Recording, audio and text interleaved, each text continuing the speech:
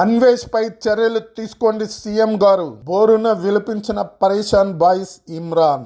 Online betting యాప్లపై హైదరాబాద్ పోలీసులు కొరడా రూల్పిస్తున్నారు. వీటిని ప్రమోట్ చేస్తున్న సోషల్ మీడియా యూట్యూబర్లు, సినీ ప్రముఖులపై పలు కేసులు నమోదు చేశారు.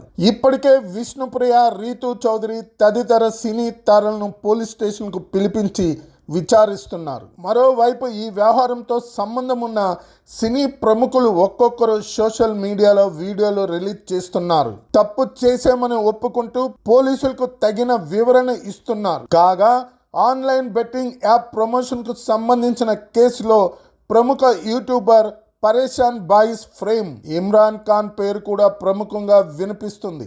గతంలో అతను పలు బెట్టింగ్ యాప్లను ప్రమోట్ చేసినట్లు ప్రపంచ యాత్రికుడు అన్వేష్ కొన్ని వీడియోలను బయటపెట్టాడు. దీంతో ఇమ్రాన్ పై కూడా కేసు నమోదైంది. ప్రస్తుతం ఈ కేసుకు సంబంధించిన విచారణ కొనసాగుతుంది. అయితే తాజాగా పరేషాన్ బాయ్స్ ఇమ్రాన్ ఒక ఎమోషనల్ వీడియో పోస్ట్ చేశాడు. అందులో తనపై, తన తల్లిపై నడుస్తున్న విమర్శలపై తీవ్ర ఆవేదన వ్యక్తం చేశాడు యూట్యూబర్.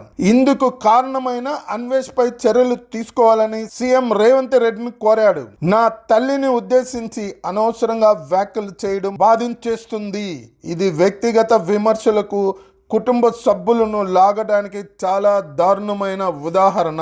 అన్వేష్ సోషల్ మీడియాలో ఎన్నో లక్షల మంది ముందు నా తల్లిని దూషించాడు.